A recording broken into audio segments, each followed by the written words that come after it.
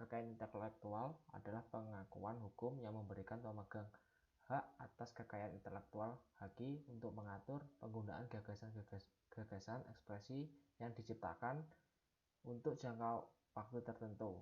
Istilah kekayaan intelektual mencerminkan bahwa hal tersebut merupakan hasil pikiran atau intelektualitas dan bahwa kekayaan intelektual dapat dilindungi oleh hukum sebagaimana bentuk hak milik lainnya. Kekayaan intelektual mencakup hak cipta dan hak kekayaan industri yang terdiri atas paten, merek, desain industri, desain tata letak, sirkuit, terpadu, rahasia dagang, dan varietas tanaman. Menurut WIPO, intellectual property diklasifikasikan dalam dua kategori, yaitu industrial property dan hak cipta atau copyright. Industrial property meliputi hak paten atas temuan merek dagang, industrial design, dan geographic indications.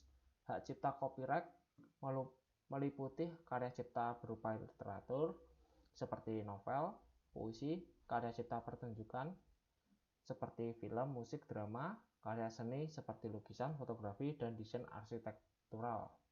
Dalam konteks intellectual property right atau IPR, konsep ini lahir dari kultur barat yang kapitalis sampai individualistik.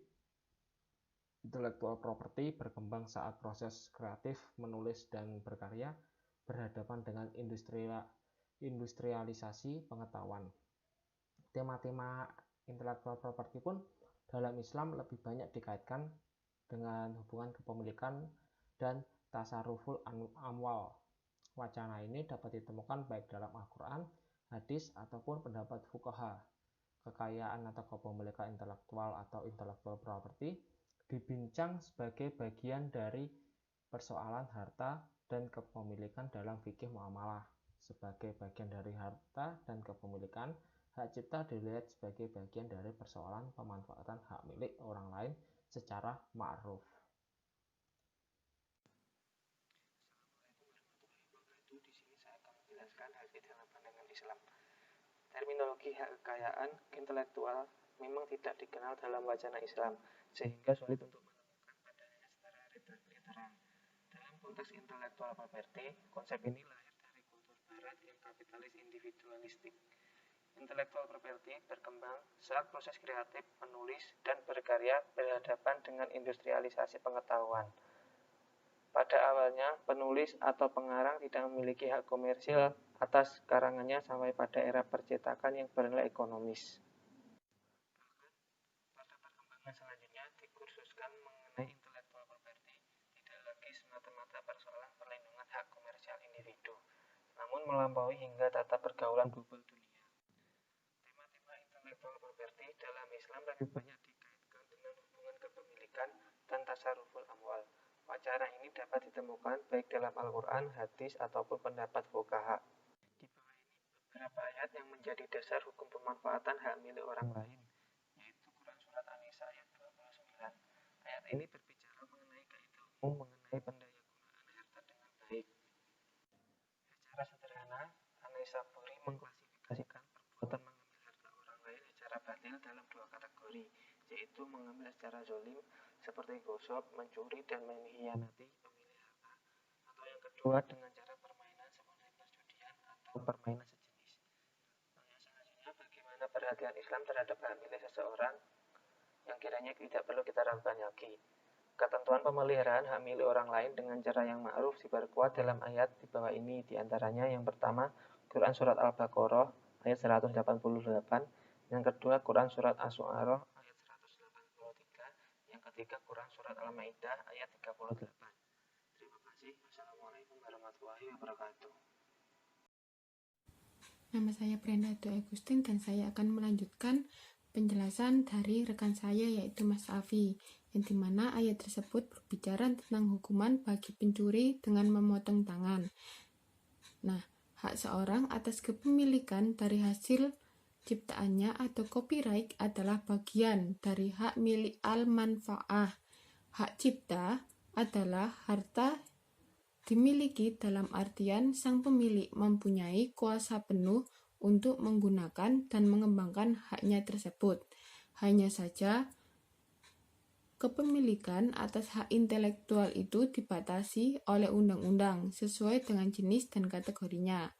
Nah, perhatian dan ketegasan Islam dalam memberikan perlindungan terhadap kepemilikan orang lain semakin jelas dan rigid jika dikaitkan dengan teori maqasid syariah. Syariat Islam bertujuan untuk kemaslahatan manusia dengan memelihara agama, jiwa, akal, kehormatan, dan harta. Nah, Majelis Ulama Indonesia atau MUI turut aktif mengkampanyekan perlindungan hak kekayaan intelektual dengan mengeluarkan fatwa tentang keharaman pelanggaran hak kekayaan intelektual orang lain bersama 10 fatwa lainnya. Fatwa tersebut dikeluarkan melalui Munas 7 Majelis Ulama Indonesia pada tanggal 26-29 Juli tahun 2005.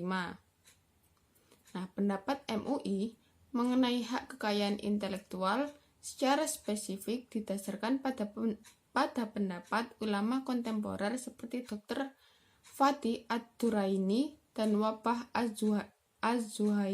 Az-Zuhaili. Menurut Dr. Fatih, mayoritas ulama berpendapat bahwa hak cipta sebagai barang berharga yang boleh dimanfaatkan secara syara atau hukum Islam. Lebih lanjut, berkenaan dengan hak kepengarangan atau hak al-ta'lif, MUI mempertimbangkan pendapat Wahbah al-Zuhaili bahwa hak kepengarangan dilindungi oleh hukum Islam atas dasar kaidah istislah. Karenanya, pembajakan dan mencetak ulang atau mengkopi buku tanpa izin merupakan pelanggaran atau kejahatan terhadap hak pengarang. Artinya bahwa perbuatan tersebut adalah kemaksiatan yang menimbulkan dosa dalam pandangan syara dan merupakan pencurian yang mengharuskan ganti rugi terhadap hak pengarang atas naskah yang dicetak secara melanggar dan zalim, serta menimbulkan kerugian moral yang menimpanya. Berdasarkan konsideran fatwa tersebut, MUI menetapkan dalam diktum fatwanya bahwa pelanggaran hak cipta hukumnya adalah haram.